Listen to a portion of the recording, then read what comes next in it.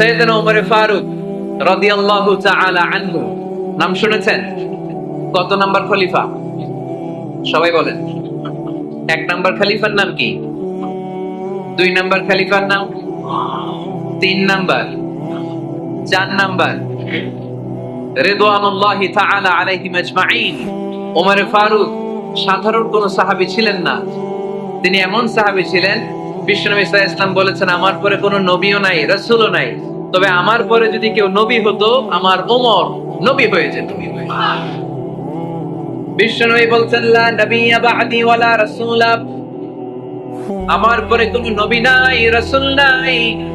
লাউ কানা বা'দি নাবিয়্যুন লাকানা উমর, তবে আমার পরে যদি নবী হওয়ার কোয়ালিটি আমার কোন সাহাবীর মধ্যে থেকে থাকে, আমার ওমরের মধ্যে সেই কোয়ালিটি আছে।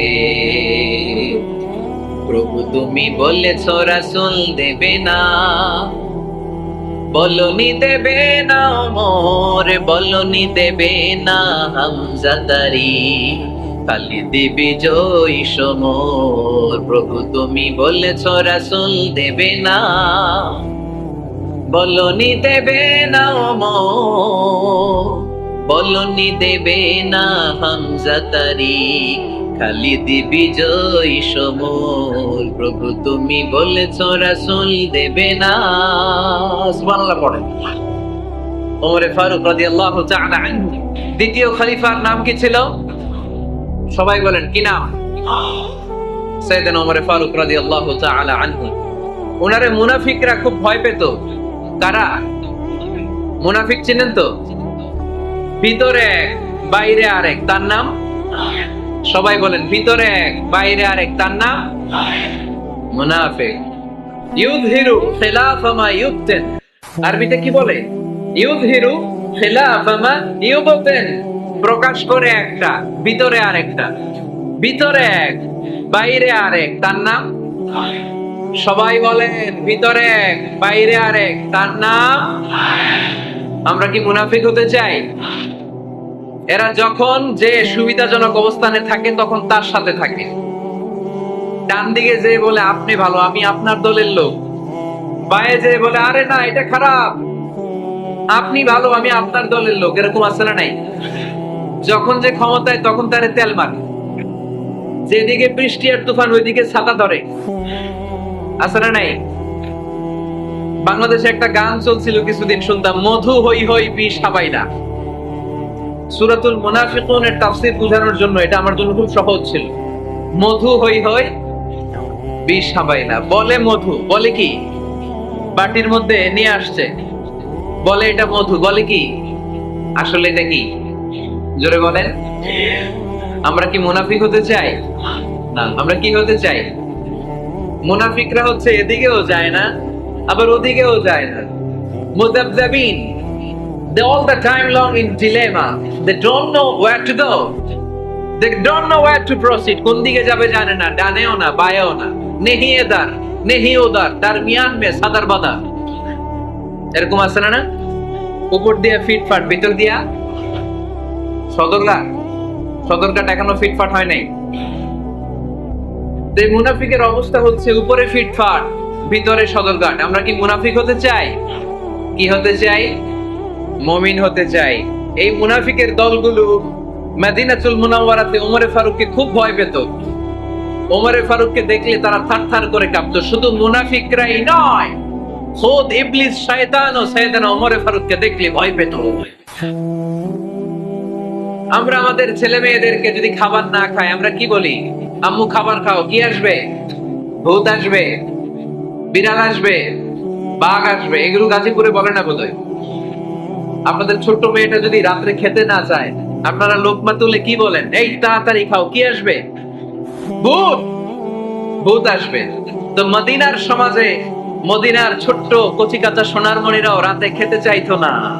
মদিনাতুল মুনাওয়ারার মায়েরা রাত্রিবেলা খাবার নিয়ে বাচ্চাদেরকে বলতো, মা তাড়াতাড়ি খাও, হা হুয়া ইয়াতি উমর, ওই যে উমর আসতেছে। উমর ইসলামের দ্বিতীয় খলিফা। আশাদ্দুহুম ফি আমরিল্লাহি উমর, আল্লাহর জমিনে আল্লাহর দ্বীন বাস্তবায়নের জন্য সবচেয়ে শক্তিশালী ছিল ওমর। চিল্লায় পড়েন সুবহানাল্লাহ। এই ওমর ফারুক রাদিয়াল্লাহু তাআলা আনহু যে রাস্তা দিয়ে হাঁটতো, শয়তান ওই রাস্তা রেখে দিয়ে অন্য রাস্তা দিয়ে হাঁটতো। মা সালাকা শাইতানু ফাজ্জান সালিকান ইল্লা সালাকা ফাজ্জান গায়রা ফাজ্জিক। বিষ্ণু বলছেন, ওমর, শয়তান তোমারে দেখে এত ভয় পায়, তুমি যে রাস্তা দিয়ে হাঁটো, শয়তান তোমারে দেখলে ওই রাস্তা রেখে দিয়ে অন্য রাস্তা দিয়ে হাঁটে। চিল্লায় পড়েন সুবহানাল্লাহ। সাইয়েদনা ওমর ফারুক মসজিদে নববীর ইমাম। মসজিদে নববীর কি ইমাম? আপনারা শুনতেছেন? এই ছেলেরা বসে যাও, বসে যাও, বসে যাও, বসে যাও। সাইয়েদনা ওমর ফারুক মসজিদে নববীর ইমাম। এদিকে তাকান, আমার দিকে তাকান, আমার দিকে তাকান। উনি প্রত্যেক নামাজের ইমামতি করতে আসতেন মসজিদে নববীতে। জোহরের নামাজে ইমামতি করলেন। ইমামতি করে দেখলেন নামাজ শেষ, সবাই বের হয়ে চলে যায়। এটাই ইসলামের নিয়ম, ঠিক কি না? ফাইদা কুদিয়াতিস সালাতু ফান্তাশিরু ফিল আরদ ওয়াবতাগু মিন ফাদলিল্লাহ। নামাজের সময় ফালাইছি, নামাজের সময় কাজের সময়, নামাজের সময় কাজের সময়। ফাইদা কুদিয়াতিস সালাহ, যখন নামাজ শেষ হয়, ফান্তাশিরু ফিল আরদ, জমিনে ছড়িয়ে পড়ো। এটা ইসলামের আইন। তার মানে আল্লাহ বুঝাতে চাইলেন নামাজের সময় মসজিদে চলে যাও।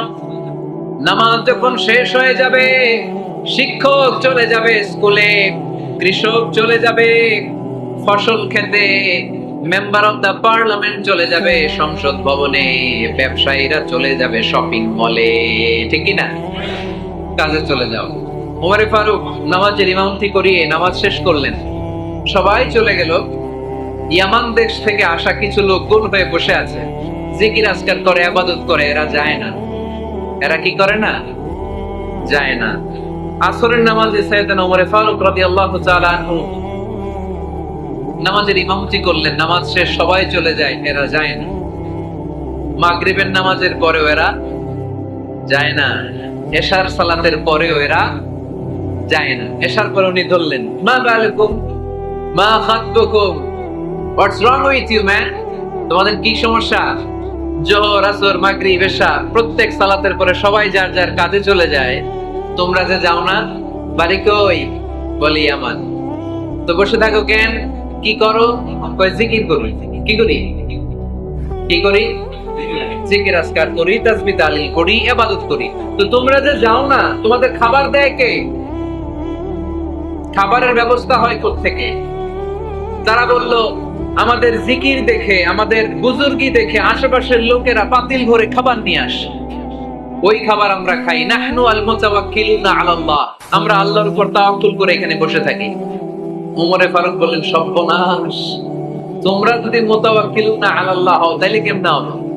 তোমরা তো মুতাওয়াক্কিলুনা আলাল্লাহ নাও, তোমরা হচ্ছে আল মুতাওয়াক্কিলুন বা'দুকুম আলা বা'দ, আল্লাহর উপর তাওয়াক্কুলকারী নয়। তোমরা যারা পাতিলের মধ্যে করে খাবার নিয়ে আসে, তাদের উপর তাওয়াক্কুল করে বসে আসে, ঠিক কি না? তোমাদের জিকিরও চলে, আবার মাথায় টেনশনও চলে। পাতিল কি ছোট আসবে না বড় আসবে? খাবারে আমার ভাগেরটা থাকবে কি থাকবে না, টেনশন আছে না নাই? কারণ অন্যের উপর নির্ভরশীল। নিজেরা রান্না করে নাই, নিজে তো বাজার করে নাই, নিজের তো অ্যারেঞ্জমেন্ট বলতে কিছু নাই। আরেকজন যা দিয়ে যাবে ওইটা খাবে। ওমর ফারুক বুঝালেন, আরে বোকা, এটারে তাওয়াক্কুল বলে না। তোমার সাধ্যে যতটুকু আছে তার সবটুকু করার পরে তুমি তাওয়াক্কুল করবে একজনের উপর। তিনি কে? এক সাহাবী বললেন, ইয়া রাসূলুল্লাহ, ইয়া হাবিবাল্লাহ সাল্লাল্লাহু আলাইহি ওয়াসাল্লাম, আমি অনেক দূর থেকে সফর করে এসেছি, এই যে আমার উটের রশিটা, এটা ছেড়ে দিয়ে যদি আমি ঘুমিয়ে যাই, আল্লাহর উপর তাওয়াক্কুল করি, আমার উটটা বসে থাকবে নাকি? বিষ্ণু বললেন, না, এটারে তাওয়াক্কুল বলে না। উটের রশি রেখে দিয়ে ঘুমাইলে তোমার উট দৌড় দিবে। ইআকিলহা সুম্মা তাওয়াক্কাল আলাল্লাহ, উটের রশিটা আগে দড়ি দিয়ে ভালো করে গাছের সাথে বাঁধো, তারপরে তাওয়াক্কুল করবে একজনের উপর। তিনি কে? আগে বাঁধতে হবে, তারপরে তাওয়াক্কুল। আগে কাজ করতে হবে, তারপরে তাওয়াক্কুল। এক লোক বড় হুজুরের কাছে দোয়া চাইছে, হুজুর আপনি দোয়া করবেন আল্লাহ যেন আমার একটা ছেলে সন্তান দেয়। কি দেয়? কথা বুঝে নাই বোধহয়। কি দেয়? ছেলে সন্তান দেয়। তো হুজুর অনেক দোয়া করে দিছে, বড় হুজুর, আল্লাহ তারে তুমি ছেলে সন্তান দিও। তো ছেলে সন্তান হয় নাই, তার পরের বছর এসে আবার হাজির, হুজুর একটু দোয়া করেন আমার জন্য আল্লাহ একটা ছেলে সন্তান দেয়। হুজুর আবার দোয়া করলেন, কিন্তু ছেলে আর হয় নাই। পরের বছর এসে আবার হাজির, হুজুর একটু দোয়া করেন। কি দোয়া করবো বাপ? বলে হুজুর দোয়া করেন আল্লাহ যেন আমার একটা ছেলে সন্তান দেয়। হুজুর আবার দোয়া করলেন। এর পরের বছর এসে আবার হাজির, কয় হুজুর ছেলে সন্তান। হুজুরকে ঘটনা কি? ঘটনা কি? এর সন্তান হয় না কেন? বললো বাবা তুমি কি বিয়ে করছো? কয় না। তো বেটা বিয়ে না করলে তো সন্তান হবে কোত্থেকে? আগে তো বিয়ের পর্বটা সার, তারপরে তাওয়াক্কুল করবি কার উপর? বিষ্ণু বললেন তাহুদু খিমাসান তারুহু বিতানান, পাখিগুলোর মতো যদি সকালবেলা তাওয়াক্কুল করে বের হয়ে যাও, প্রতিটা পাখি, আপনাদের গাজীপুর এলাকায় পাখির বাসা আছে নাকি? কি পাখি আছে? বাবুই পাখি, হ্যাঁ কি পাখি? সব আছে। তো এই পাখিগুলো এই গাজীপুরের বিভিন্ন গাছপালার উপরে যে নিড় বানিয়েছে বাসা, দেখবেন সকাল বেলায় এই পাখিগুলো আল্লাহর উপর তাওয়াক্কুল করে বের হয়ে যায়। এই পাখিগুলো জানে কোন জায়গায় ওর রিজিক আছে। এই পাখিগুলোর রিজিকের ব্যবস্থা করলো কে? সারাদিন শেষে পাখিগুলো আবার ওদর ফুর্তি করে পাখিগুলোরে নিড়ে ফিরিয়ে দেয় কে? জানে না কোথায় খাবার আছে। আমাদের ফ্রিজ আছে, ফ্রিজ, ডিপ ফ্রিজ, 7 দিনের বাজার করে ডিপ ফ্রিজের মধ্যে খাবার রেখে দেই। পাখিদের ডিপ ফ্রিজ আছে নাকি? আমাদের টাকা বেশি ঘরের মধ্যে হয়ে গেলে ব্যাংকের মধ্যে অ্যাকাউন্টে ফেলে দিয়ে আসি। পাখিদের কোনো ব্যাংক অ্যাকাউন্ট আছে নাকি? তারুহু তাকদু খিমাসান তারুহু বিতানান, সকালবেলা পাখিগুলো কিচির মিচির আল্লাহর জিকির করে বের হয়ে যায়। বিকেল বেলা প্রতিটা পাখির পেটে খাবার দিয়ে আবার ফিরিয়ে দেয় কে? এটার নাম তাওয়াক্কুল। ওমরে ফারুক বললেন তোমরা যা করছো এটা তাওয়াক্কুল নয়। নামাজের পরে বের হয়ে যাবা, আল্লাহর জমিন যে আবাদ করবা, কৃষি কাজ করবা, ব্যবসা করবা, বাণিজ্য করবা, চাকরি করবা, আবার নামাজের সময় ঘরে আসবা। এর মাধ্যমে তোমার ঘরে যে হালাল রিজিকের ব্যবস্থা আল্লাহ করে দিবে, এটার নাম হলো তাওয়াক্কুল। পড়েন সুবহানাল্লাহ। গোটা জমিনটা আমাদের, গোটা জমিন আমাদের জন্য আল্লাহ দিয়েছেন। যেখানে যাবেন রিজিকের ব্যবস্থা আছে না নাই? আপনাদেরকে শোনাইছি না যে বাংলাদেশের পাহাড়ে কি চাষ হয়? ওখানে জুম রেখেছে আল্লাহ। মালয়েশিয়ার ক্যামেরন হাইল্যান্ডে আল্লাহ ফলের বাগান, ফুলের বাগান রেখেছে। আবার আপনি সাগরের মধ্যে নামলে রিজিক আছে না নাই? কি আছে? মাছ। সুবহানাল্লাহ কইবেন না?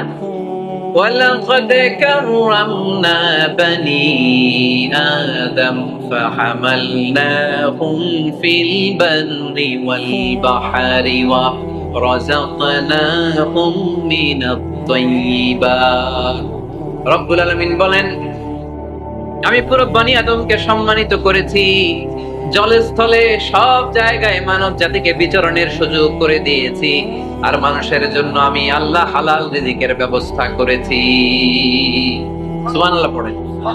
হালাল রিজিকের ব্যবস্থা আল্লাহ করেছেন। এজন্য everyone should be energetic, everyone should be active. আমাদেরকে অ্যাক্টিভ হতে হবে, এনার্জেটিক হতে হবে। শ্রম করে করে, কষ্ট করে করে আমাদেরকে আগাতে হবে। স্রষ্টা আমাদেরকে একটা যুদ্ধে ঠেলে দিয়েছেন, সংগ্রাম করে করে আমাদেরকে বেঁচে থাকতে হয়, ঠিক কিনা? এই জমিনে যখন আমরা এসেছি তখনই আমি সংগ্রাম করেছি। বিশ্বাস করেন, একজন স্বামীর 1 ফোঁটা বীর্যের মধ্যে যদি 20 কোটি শুক্রাণু না থাকে, কয় কোটি? আরো জোরে। 20 কোটি শুক্রাণু যদি না থাকে, 20 কোটি বা 2 কোটি শুক্রাণু যদি না থাকে, তাহলে ওই শুক্রাণু থেকে কোনো মানব সন্তান মায়ের পেটে জন্ম নেয় না। তাহলে চিন্তা করেন, ওই 20 কোটি শুক্রাণুর মধ্যে আমি একটা শুক্রাণু, ঠিক কিনা? এতগুলো শুক্রাণু ডিম্বাণুকে আঘাত করে অ্যাক্টিভ হতে চেয়েছিল। ওই 2 কোটির মধ্যে বাকি সবগুলোরে হারিয়ে চ্যাম্পিয়ন হয়েছিলাম সেদিন মায়ের গর্ভে আমি। চিল্লায় বলো ঠিক কিনা? সেদিন আমার হাত ছিল না, সেদিন আমার পা ছিল না, আমার চোখ ছিল না, আমার রেসপিরেটরি সিস্টেম ছিল না, আমার ব্রেইন সচল ছিল না, আমার মামা ছিল না, আমার দাদা ছিল না, আমার গায়ে শক্তি ছিল না। ওই কঠিন পরীক্ষায় যদি 2 কোটি কম্পিটিটরকে আমি হারিয়ে বিজয় লাভ করতে পারি, এই জমিনের বুকেও আমার কেউ হারাতে পারবে না। চিল্লায় বলো ঠিক কিনা? আমরা এসেছি বিশ্বকে জয় করার জন্য, জয় করার জন্য। আবার যখন মায়ের পেট থেকে বের হই, তখন আমাকে সংগ্রাম করে বেরোতে হয়। এইখানে তোমরা আমার ছোট্ট সোনামণিরা সিজারে হইছো কারা কারা দেখি সিজারে, যে হুজুর আমি সিজারে পৃথিবীতে এসেছি, হাত তোলো। কয়েকজন হাত তুলছে, মাশাআল্লাহ, ঠিক আছে, অসুবিধা নেই, হাত নামাও। এটা একটা প্রাকৃতিক নিয়ম, মায়ের পেট থেকে পৃথিবীতে আমরা এভাবে আসি। কেউ প্রাকৃতিক পদ্ধতিতে আসি, কেউ সিজারে আসি। যারা সিজারে আসছে তারা এই কষ্টটা সহ্য করে নাই, তাদের অন্য ধরনের স্ট্রাগল পৃথিবীতে আসার পরে।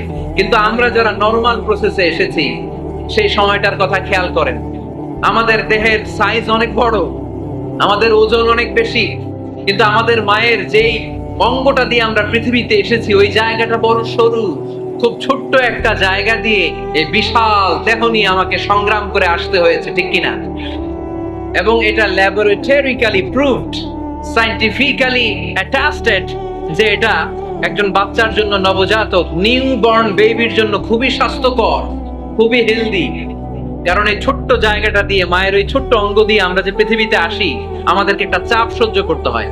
ওই চাপের কারণে আমার নাকের ভেতরে, কানের ভেতরে যে ধরনের দূষিত গ্লিসারিন আছে, পদার্থ আছে, এগুলো সব বের হয়ে যায়। আর এই প্রচন্ড চাপটা আমাদের দেহটাকে কর্ম সহিষ্ণু হয়ে গড়ে তুলতে সাহায্য করে। কোন সুবহানাল্লাহ। সেই দিন আমরা স্ট্রাগল করে পৃথিবীর বুকে এসেছিলাম। যেদিন মায়ের পেট থেকে যুদ্ধ করে আমাকে পৃথিবীতে আসতে হয়েছে, ওই দিন আমার কান ছিল? এখনকার মতো কানের শক্তি ছিল? এখন যে হাতের শক্তি, ওই শক্তি ছিল?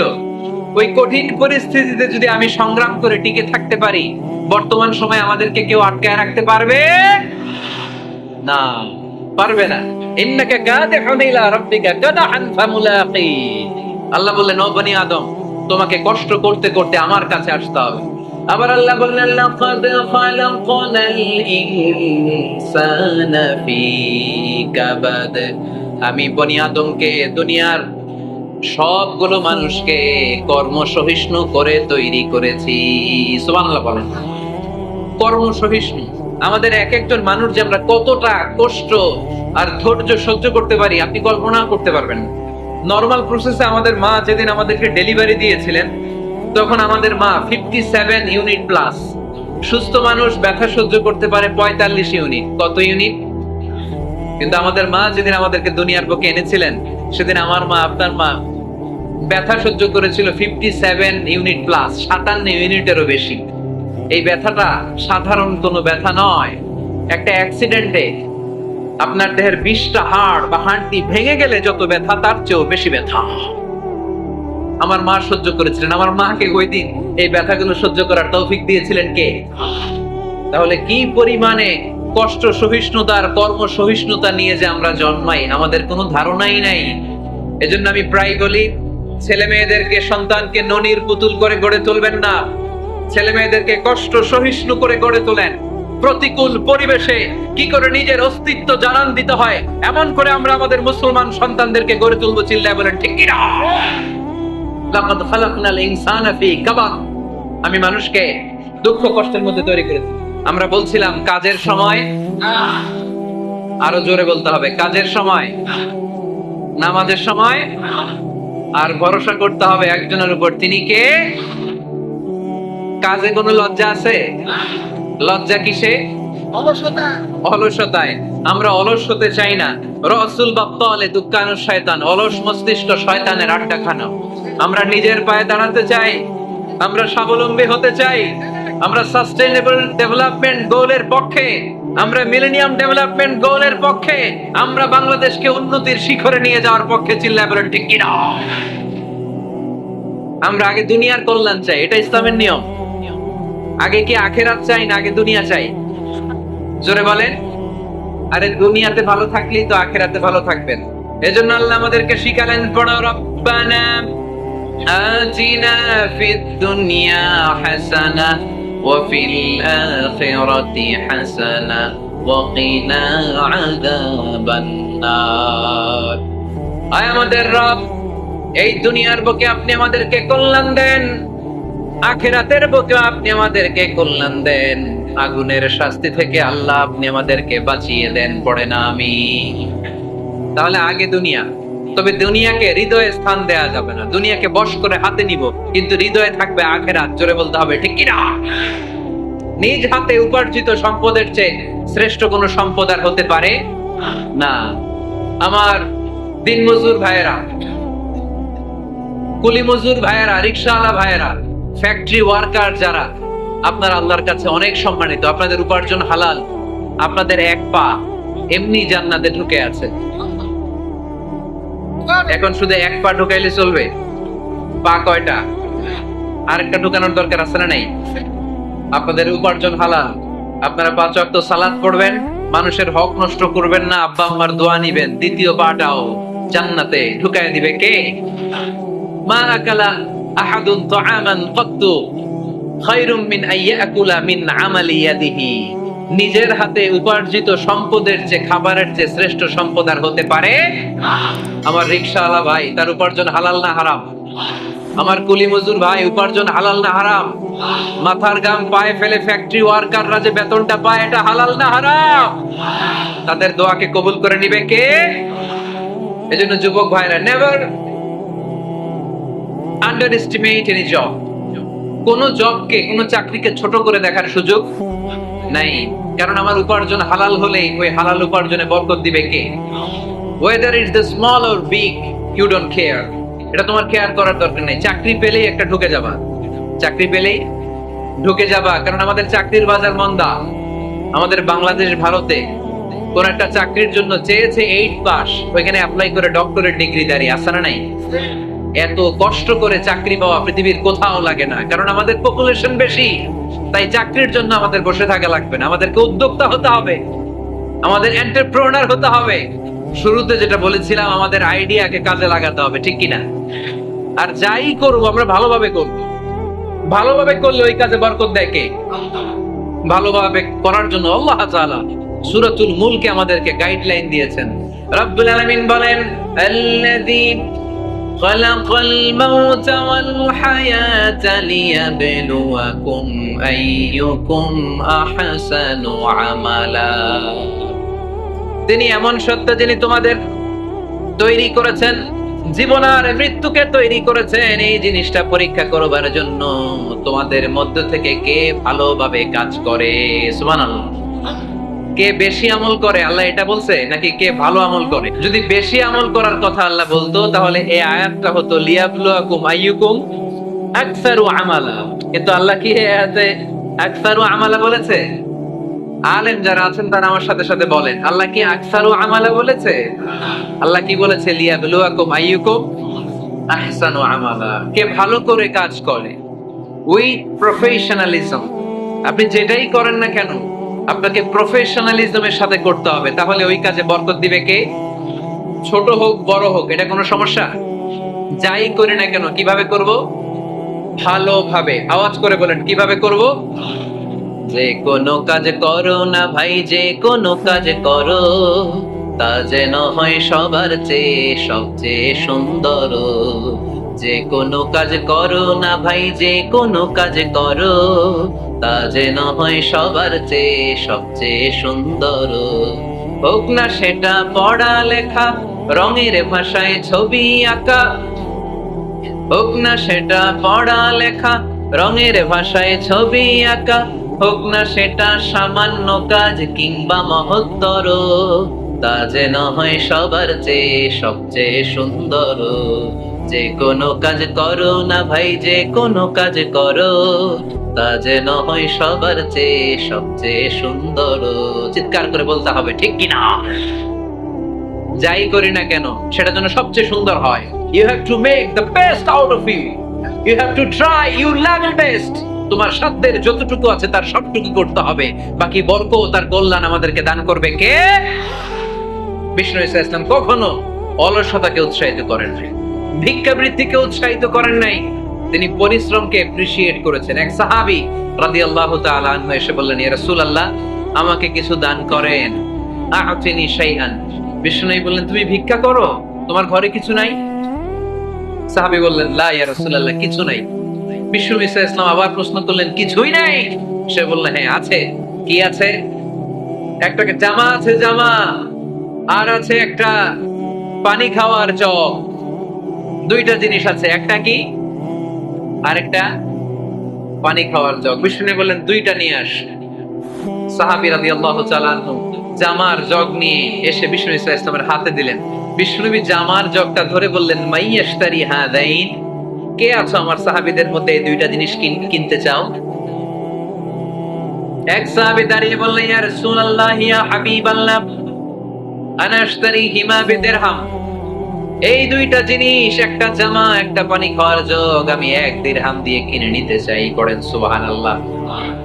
বিশ্বনবী বললেন, 1 দিরহাম তো কম হয়ে যায়, 1 দিরহামের চেয়ে বেশি দিয়ে কেনার মতো যদি কেউ থাকে একটু হাত তোলো। মাইয়াজিদু আলা যালিক, এর চেয়ে বেশি দাম দিয়ে কেনার মতো কেউ আছো নাকি? আরেক সাহাবী হাত তুলে বললেন, ইয়া রাসূলুল্লাহ ইয়া হাবিবাল্লাহ, আশতারিহিমা বিদিরহামাইন, আমি 1 দিরহাম নয়, আপনার সম্মানে 2 দিরহাম দিয়ে জিনিসগুলো কিনে নিতে চাই। 2 দিরহাম। বিষ্ণু বললেন, ওকে ফাইন, ডান, 2 দিরহামে বিক্রি হয়ে যাবে। দিয়ে দেওয়া হলো। 2 দিরহাম নিয়ে বিষ্ণু ইসলাম ওই আগন্তুক ভিক্ষুক সাহাবীর হাতে দিয়ে বললেন, যাও 1 দিরহাম দিয়ে তোমার পরিবার পরিজনদের জন্য খাবার কিনে নিয়ে যাও, আর 1 দিরহাম দিয়ে একটা কুঠার কিনে নিয়ে আসো। কি কিনে নিয়ে আসো? সবাই বলেন। কুঠার চিনেন আপনারা? কুঠার দিয়ে কি করে? গাছ কাটে। ওই সাহাবী আর 1 দিরহাম দিয়ে একটা কুঠার কিনে নিয়ে আসলেন। বিশ্বনবী সাল্লাল্লাহু আলাইহি ওয়াসাল্লাম নিজ হাতে ওই কুঠারের একটা হাতল লাগাই দিলেন। সুবহানাল্লাহ পড়তে পারলেন না মজা করে? হাতল ছাড়া কুঠার ধরা যায়? ধরা যায় না। বিশ্বনবী কাঠের একটা হাতল লাগাই দিলেন। এই হাতলটা দিয়ে বিশ্বনবী বললেন, try to imagine the attitude of the last messenger Muhammad sallallahu. He changed the world for the better and made us better creature. তার নাম কি? কি নাম? He was Muhammad sallallahu alayhi wa sallam. Muhammad, mercy upon mankind, teacher of all mankind, Abul Qasim, Ya Habibi, Ya Muhammad, Ya Shafi'i, Ya Muhammad, Khairu Khalqillahi Muhammad, Ya Mustafa, Ya Imam al-Mursalin, Ya Mustafa, Ya Shafi'al Alamin. পড়েন সবাই। يا مصطفى يا إمام المرسلين يا مصطفى يا شفيع العالمين. He taught us to be just and kind and to feed the poor and hungry, help the wafer and the orphan child, and to not be cruel and miserly. His speech was soft and gentle, like a mother stroking her child. His mercy and compassion were most radiant when his smile was Muhammad sallallahu alayhi wa sallam. Muhammad, mercy upon mankind, teacher of all mankind, Abul Qasim, Ya Habibi, Ya Muhammad, Ya Shafi'i, Ya Muhammad, Khairu Khalqillahi Muhammad. পড়েন সবাই। ইয়া মুস্তাফা ইয়া ইমাম আল মুরসালিন ইয়া মুস্তাফা ইয়া শাফিআল আলামিন ইয়া মুস্তাফা ইয়া ইমাম আল মুরসালিন ইয়া মুস্তাফা ইয়া শাফিআল আলামিন মুহাম্মদ। সুবহানাল্লাহ পড়েন। He was Muhammad sallallahu alayhi wasallam. জঙ্গলে যে কাঠ কাটো, লাকড়ি বানাও, বাজারে যে বিক্রি করো। লা ইয়াহতাতিবা আহাদুকুম হাজমাতান ফি যাহরিহি খায়রুম মিন আই ইয়াসআলা আহাদান ফায়ু'তিয়াহু আও ইয়ামনাহু। যাদের গায়ে জোর আছে, শক্তি আছে, পরিশ্রম করে লাকড়ির বোঝা পিঠে নিয়ে বাজারে বিক্রি করা অনেক ভালো কারো কাছে হাত পাতার চেয়ে। কারণ তুমি হাত পাতলে লোকজন তোমারে দিতেও পারে, নাও দিতে পারে, কিন্তু পরিশ্রম কখনো বৃথা যায় না। What is the moral of the story? রাসূল সাল্লাল্লাহু আলাইহি ওয়াসাল্লামের এই প্রফেটিক স্টোরি থেকে আমাদের শিক্ষা কি? বিশ্বনবী বললেন, যাও কাঠ কেটে নিয়ে আসো। লা উরিদু আন আরাকা 15 আইয়াম, সামনের 15 দিন আমি যেন আমার চোখ দিয়ে তোমার আমার আশেপাশে ঘুরঘুর করতে না দেখি। সাহাবী চলে গেলেন, কাঠ কাটতে আরম্ভ করলেন, বাজারে বিক্রি করতে আরম্ভ করলেন। 15 দিনের ব্যবধানে 10 দিরহাম নিয়ে বিশ্বনবীর দরবারে ওই সাহাবী হাজির হয়ে গেলেন। 10 দিরহাম নিয়ে হাজির হয়ে গেলেন, এসে বললেন, ইয়া রাসূলুল্লাহ, ইয়া হাবিবাল্লাহ, আমি আর দরিদ্র নাই, আমি আর ভিক্ষা করি না, আমি নিজের পায়ে দাঁড়িয়েছি, আমি স্বাবলম্বী হয়েছি, আমি অন্যান্য খেটে খাওয়া মানুষের মতো এখন উপার্জন করে আমার ফ্যামিলির চাহিদা মিটাই। পড়েন সুবহানাল্লাহ। What is the moral of the story? এই প্রফিটিক স্টোরি থেকে আমাদের জন্য শিক্ষা হচ্ছে, বিষ্ণু ঈসা ইসলাম চাইলেই ওই 2 দিরহাম দিয়ে বলতে পারতেন, যাও এটা দিয়ে খাবার কিনে খাও। দুপুরবেলা খাইতো, রাত্রেবেলা আবার যাকাতের লাইন ধরতো। কথা কন। তার মানে বিষ্ণু ঈসা ইসলাম কাজের প্রতি উৎসাহিত করেছেন। 2 নাম্বার লেসন বা শিক্ষা হচ্ছে, বিশ্বনবী সাল্লাল্লাহু আলাইহি ওয়াসাল্লাম পার্মানেন্ট সলিউশন করে দিয়েছেন, স্থায়ী সমাধান। ঠিক কিনা? আমরা প্রায় যাকাতের শাড়ি দেই, লুঙ্গি দেই, আছে না নাই? আলহামদুলিল্লাহ, আপনাদের গাজীপুরে বোধহয় এগুলো নাইটাই, এখানে নাই, আছে? যদি থেকে থাকে এই ট্র্যাডিশন আপনারা বন্ধ করবেন। যাকাতের শাড়ি বলতে কোনো শাড়ি নাই, যাকাতের লুঙ্গি বলতে কোনো লুঙ্গি নাই। কারণ যাকাতের শাড়ি আর যাকাতের লুঙ্গি যদি আপনি বিতরণ করেন, আর সামান্য সয়াবিন তেল আর চাল ডাল যদি আপনি প্যাকেট করে দিয়ে দেন, তাহলে 1 মাস পরে আবার যে সে আরেক জায়গায় যাকাতের লাইনে দাঁড় হয়ে যাবে। চিল্লা এখন, ঠিক কিনা? এজন্য আপনাকে পার্মানেন্ট সলিউশনের ব্যবস্থা করতে হবে। আমি সব জায়গায় বলি যে প্রতিটি জেলার বিজনেস ম্যাগনেট যারা আছেন, তারা সবাই মিলে একটা যাকাত ম্যানেজমেন্ট প্ল্যাটফর্ম গড়ে তুলুন। সেখান থেকে এমন ভাবে যাকাত দিন যাতে মানুষ স্বাবলম্বী হতে পারে। স্বাবলম্বী বানানোর জন্য, দারিদ্র বিমোচনের জন্য যাকাত এসেছে, যাকাতের শাড়ি লুঙ্গি বিতরণের জন্য নয়। আর যাকাতের শাড়ি এত পাতলা, মশারি কি পাতলা, এর চেয়েও পাতলা। দেখছেন কখনো? এখানে একবার ধোয়ার পরে দ্বিতীয়বার পরা যায় না। একবার ধোয়ার পরে শাড়ির দিকে তাকাইলে শাড়ি আপনার দিকে ভেস্কি মেরা থাকতে। কথা বলেন, ঠিক কিনা? এইভাবে শাড়ি লুঙ্গি দেয়া যাবে? এভাবে তো শাড়ি লুঙ্গি বিতরণ করলে যারা লাইন ধরে যাকাত নিতে আসলো, এই আল্লাহর বান্দাদেরকে অপমান করা হয়। আর আল্লাহ বললেন, ওয়ালাকাদ কাররামনা বানি আদম, আমি পুরো বানি আদমকে সম্মানিত করেছি। ফেরেশতার সম্মান বেশি না মানুষের? বুঝা শুনা বললেন, কার? তুমি মাটির আদমকে প্রথম সৃষ্টি করিয়া ঘোষণা করিয়া দিলে শ্রেষ্ঠ বলিয়া, তাই তো নূরের ফেরেশতা করে আদমকে সেজদা। সুবহানাল্লাহ পড়েন। তাই তো নূরের ফেরেশতা করে আদমকে সেজদা, সবার চেয়ে সম্মান দিলে মাটির আদমকে। পড়েন, আল্লাহু আল্লাহু তুমি জাল্লে জালালুহু, শেষ করা তো যায় না গে তোমার গুণগান। আল্লাহু আল্লাহু, সুবহানাল্লাহ পড়েন। মানুষের মর্যাদা সবচাইতে বেশি। এজন্য যাকাত যারা নিতে আসে তাদেরকে অপমান করা যাবে না। এর কারণ, যাকাত দিয়ে আপনি কোনো করুণা করেননি, বরং ওরা যাকাত নিয়ে আপনাকে এই ফরজ ইবাদত করার সুযোগ করে দিয়ে আপনার প্রতি করুণা করে গিয়েছে। আওয়াজ করে বলেন, ঠিক কি না? অনেকে মনে করে আমি যাকাত দেই, আমি মনে দয়া করছি, আমি মনে হয় করুণা করছি। আচ্ছা, যারা গরিব ওরা যদি যাকাত না নেয়, ওর সমস্যা আছে? নিমু না যাকাত। কিন্তু আমি যদি বলি দিমু না, আমার খবর আছে না নাই? আমার জন্য দেয়া ফরজ, ওর জন্য নেয়া ফরজ না। তাই আমি দিয়ে করুণা করিনি, ও আমার কাছ থেকে যাকাত নিয়ে জাহান্নামের আগুন থেকে আমাকে বাঁচিয়ে ও আমাকে দয়া দেখিয়েছে।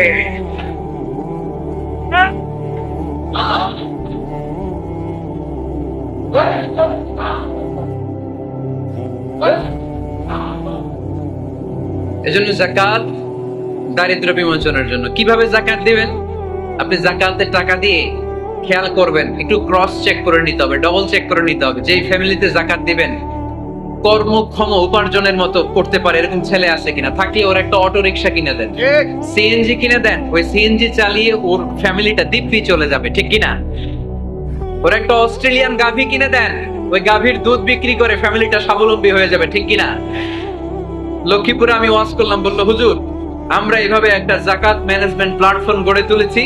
এখানে আমরা টাকা জমিয়ে জমিয়ে আমাদের এলাকার যে সমস্ত ছেলেগুলো কর্মক্ষম, তাদের ঘরে টাকা পয়সা নাই, আমরা যাকাতের টাকা দিয়ে ওদেরকে প্রবাসী বানিয়ে দেই, বিদেশে পাঠিয়ে দেই। ওর কষ্ট অর্জিত সম্পদ দিয়ে ওর ফ্যামিলি এখন দেদারসে চলছে, কোনো যাকাতের লাইনে যে তারা নিজেদেরকে আর অপমান বোধ করছে না। এইভাবে যাকাত দিতে হবে। দিলটার একটু খোলেন, হাতটার একটু খোলেন, তাহলে হৃদয়টারে খুলে দিবে কে? দে যাকাত, দে যাকাত, তোরা দে রে যাকাত, দে যাকাত, দে যাকাত, তোরা দে রে যাকাত।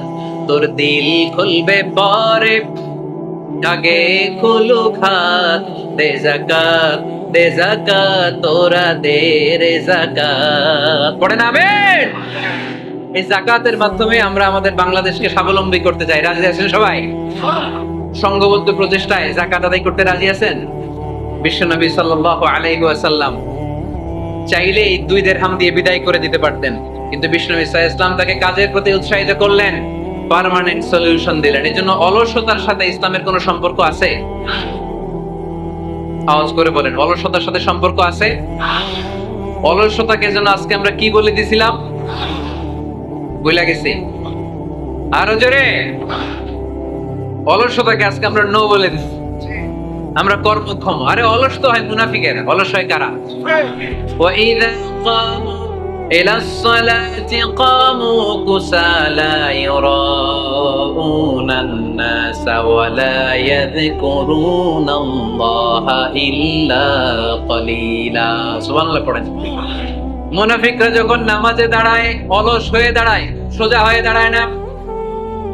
মসজিদে নববীর কাতারগুলোর মধ্যে মুমিনদের সাথে যখন মুনাফিকেরা দাঁড়াতো, অলসের মতো দাঁড়াতো, দেয়ালের মধ্যে হেলান দিয়ে দাঁড়াতো। এরকম আছে না অনেকে অলস? কিন্তু আমরা যারা মুমিন, আমরা নামাজে দাঁড়ালে কি আমাদের হৃদয়ে অলসতা আসে নাকি হৃদয়টা সজীব হয়ে ওঠে? আমাদের হৃদয়কে নামাজে দাঁড়ালে সজীব করে দেয় কে? ইয়াকিদু শাইতানু আলা কাফিয়াতি রাসি আহাদিকুম ইযা হুয়া নাম। আমরা যখন রাতে ঘুমোতে যাই, শয়তান আমাদের মাথার পিছনে অলসতার 3টা গিট মারে। কি মারে? এই যে রশি দিয়ে এরকম বাঁধে, যে এটাতে গাজীপুরে আপনারা কি বলেন?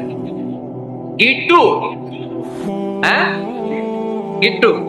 আচ্ছা, তো শয়তান আমরা যখন ঘুমোতে যাই, আমাদের মাথার পেছনে অলসতার 3টা গিট্টু মারে। আমরা যখন ঘুম থেকে উঠে ঘুম থেকে ওঠার দোয়া পড়ে আলহামদুলিল্লাহিল্লাযী আহইয়ানা বা'দা মা আমাতানা ওয়া ইলাইহিন নুশুর, আমরা ঘুমালে 3টা গিট্টু মেরে শয়তান একটা মন্ত্র পড়ে দেয়, আলাইসা লাইলুন তাওয়িলুন ফারকুদ। আরে ঘুমা, অনেক লম্বা রাত। আরে ঘুমা, অনেক লম্বা রাত। আরে আরামসে ঘুমা, অনেক লম্বা রাত। এই মন্ত্র পড়ে 3টা গিট মারে। আমরা যখন ঘুম থেকে উঠে ঘুমের দোয়া পড়ে ফেলি, একটা গিট্টু খুলে দেয় কে? আবার ঘুম থেকে উঠে দোয়া পড়ার পরে ফাইদা তাওয়াদ্দা ইন হাল্লাত উকদা, ওয়াশরুমে ঢুকে ইস্তেনজা করে যখন আমরা ওযু করে ফেলি, অলসতার 2য় গিট্টু খুলে দেয় কে? ফাইন সাল্লাত ইন হাল্লাত উকদা, ওযু করার পরে মুসাল্লা বিছিয়ে যখন নামাজের জন্য দাঁড়িয়ে যায়, অলসতার 3 নাম্বার গিট্টুটাও খুলে দেয় কে? ফাসবাহা নাশীতান তাইয়িবান নাফস, he become enthusiastic, he become very active, he become very energetic। Vishnu Islam বললেন তখন সে এনার্জেটিক হয়ে ওঠে, অ্যাক্টিভ হয়ে ওঠে, সজীব হয়ে ওঠে। তাহলে সালাত আমাদেরকে অলস বানায় না, সালাতে আমরা সজীব হই। সালাতে অলস হয় যারা মুনাফিক, তারা চিল্লায় বলেন ঠিক কি না? এজন্য বিষ্ণু বললেন কাজে লজ্জা নাই, আমি কাজ করে খাই। মা বাসাল্লাহু নাবিয়ান ইল্লা রাআল গানাম। বুখারীর বর্ণনায় বিশ্বনবী বললেন পৃথিবীর বুকে এমন কোন নবী নাই যেই নবীকে দিয়ে আল্লাহ ছাগল চড়ায় নাই। সুবহানাল্লাহ পড়েন। মা বাসাল্লাহু নাবিয়ান ইল্লা রাআল গানাম, ছাগল চড়ায় নাই এমন কোন নবী পৃথিবীতে আসে? সাহাবারা বললেন ইয়া রাসূলুল্লাহ, বলেন কি? আপনিও আপনিও আপনিও ছাগল চড়িয়েছেন? বিষ্ণু বললেন না, না আমিও। ওয়া ইন্নী কুনতু আরআহা আলা কারারিতি আহলি মক্কা, আমি তো অল্প কিছু পারিশ্রমিকের বিনিময়ে মক্কা শহরের লোকদের ছাগলগুলো চড়িয়ে দিতাম। সুবহানাল্লাহ বলতে অনেক কষ্ট হয়েছে। বিশ্বনবী ছাগল চড়িয়ে খেতেন। কি নবী ছিল আমার! আহা, এত সুন্দর মানুষ, এত পরিচ্ছন্ন মানুষ ছাগল চড়াতেন। অহংকার করতেন না, বিশ্বনবীর অহংকার ছিল না। সুবহানাল্লাহ পড়েন। শুধু কি বিশ্বনবী? সব নবীকে দিয়ে আল্লাহ ছাগল চড়িয়েছেন। কারণ ছাগল হচ্ছে খুব টেরা একটা প্রাণী, তাই না? ছাগল এত টেরা, ছাগলের গলার রশি ধরে যদি আপনি ডানে টান দেন, এটা কোন দিকে যাবে? বায়ে টান দিলে, সামনে টানলে, পিছনে টানলে পারা যায় কিছু? ভাবলেন সারা সপ্তাহ ব্যস্ত থাকি, আজকে আমার ছুটি, আমিও গোসল করি, এটারও গোসল করে।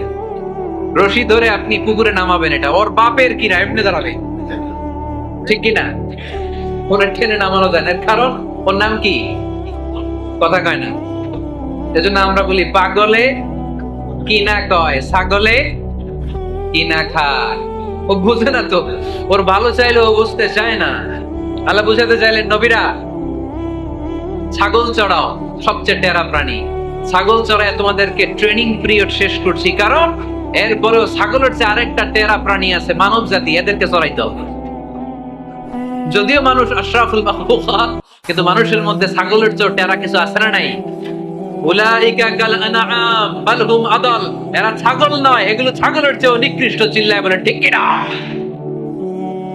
আওয়াজ তুলে পড়েন লিল্লাহে তাকবীর, লিল্লাহে তাকবীর, লিল্লাহে তাকবীর। সাইয়েদনা মুসা আলাইহিস সালাম চাষ করেছেন, দাউদ আলাইহিস সালাম নিজ হাতে বর্ম বানিয়েছেন, ছুরি বানিয়েছেন। আওয়াজ করে পড়েন সুবহানাল্লাহ। তাহলে কাজে কোনো লজ্জা আছে? লজ্জা কিসে? আর আজকের মাহফিল থেকে অলসতাকে আমরা কি বলে দিয়েছি? কাজের সময়, নামাজের সময় কাজে কোনো লজ্জা নেই। বিশ্বনবী সাল্লাল্লাহু আলাইহি ওয়াসাল্লাম কাজ করে খেতে বলেছেন। প্রিয় ভাইয়েরা, বেশিরভাগই এখানে ফ্যাক্টরি ওয়ার্কার। আপনারা হাত তুলে আমাকে জানান দিয়েছেন শুরুতে। কর্মজীবী মানুষদেরকে বিশ্বনবী এত ভালোবাসতেন, মেহনতি মানুষদেরকে এত পছন্দ করতেন। বিদায় হজের ভাষণেও বাদ যায়নি মেহনতি মানুষদের কথা। তিনি বলেছেন, খবরদার খারাপ আচরণ করবে না। নিজেরা যা খাবে তাদেরও তা খাওয়াবে, নিজেরা যা পড়বে তাদেরকেও তা পড়াবে। আ'তুল আজীরা আজরাহু ক্বাবলা আন ইয়াজিফা আরাকু। সুনানে ইবনে মাজার হাদিস। শ্রমিকের ঘাম শুকিয়ে যাওয়ার আগে তার পারিশ্রমিক দিয়ে দাও। আবার বিশ্বনবী বললেন, খবরদার, সালাসাতুন আনা খাসমুহুম।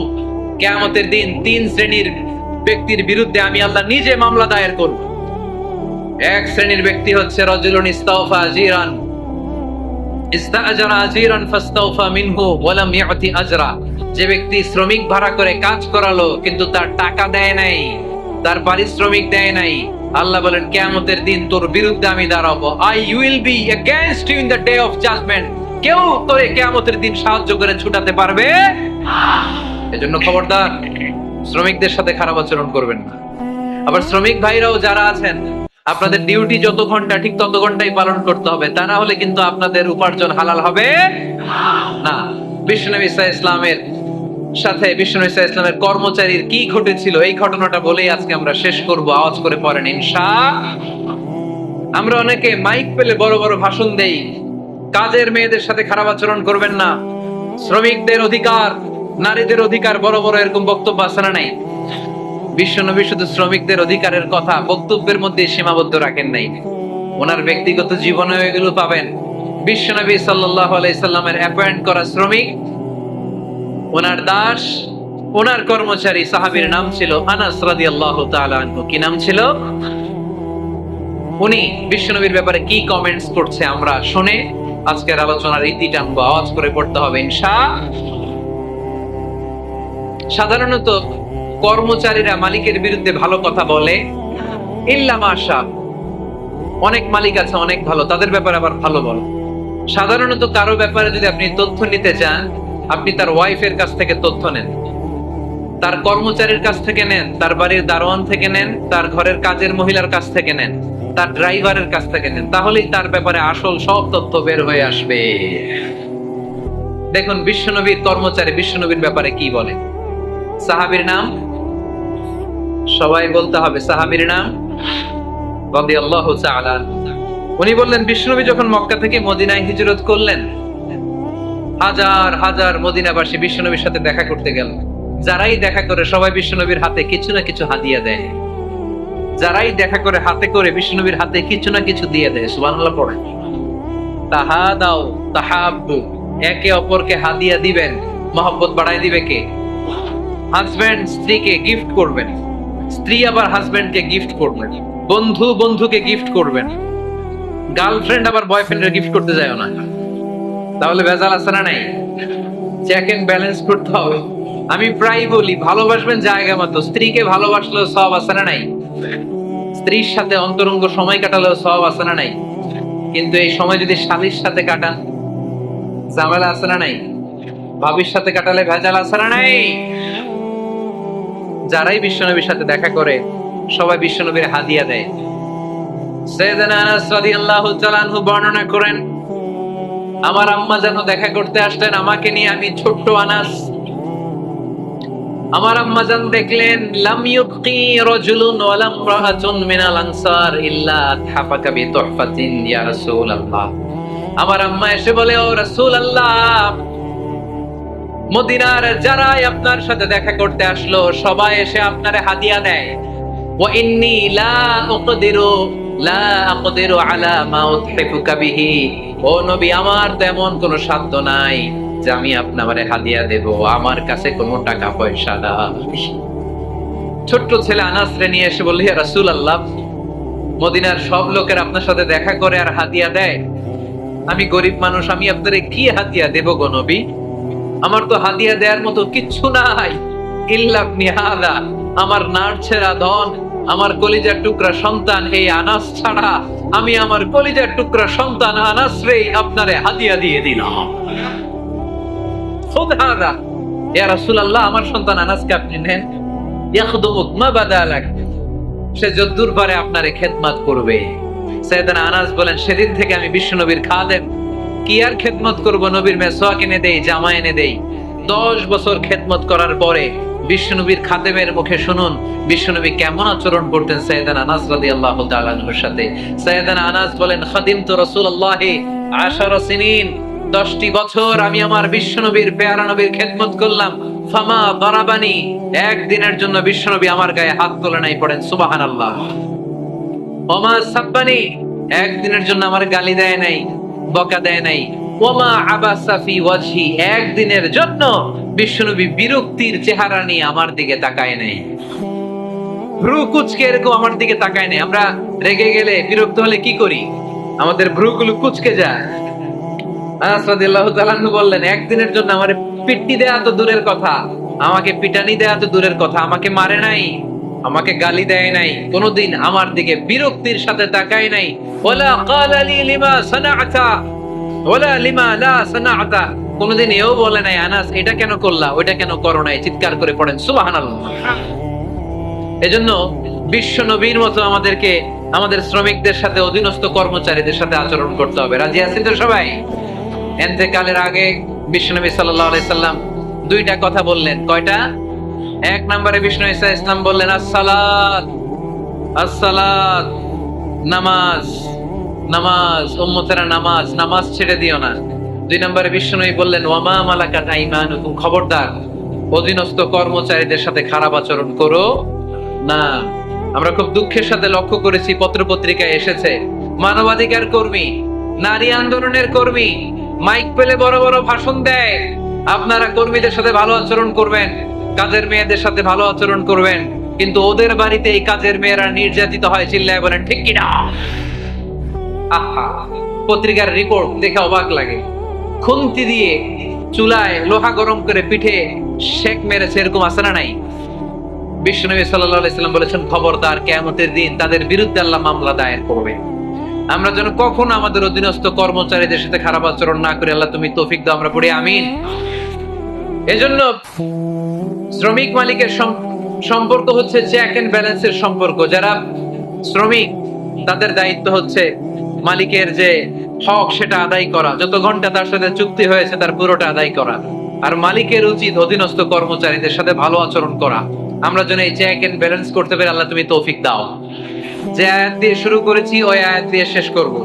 আল্লাহ বলেছেন, ফাইদা কুদিয়াতিস সালাতু ফান্তাশিরু ফিল আরদ, যখন নামাজ শেষ হয়ে যায় জমিনে ছড়িয়ে পড়ো, রিজিক তালাশ করো। আবার নামাজের সময় হলে মসজিদে চলে আসো। তার মানে কাজের সময়, আওয়াজটা ছোট হয়ে গেল, চিল্লায় বলতে হবে, কাজের সময়, নামাজের সময়।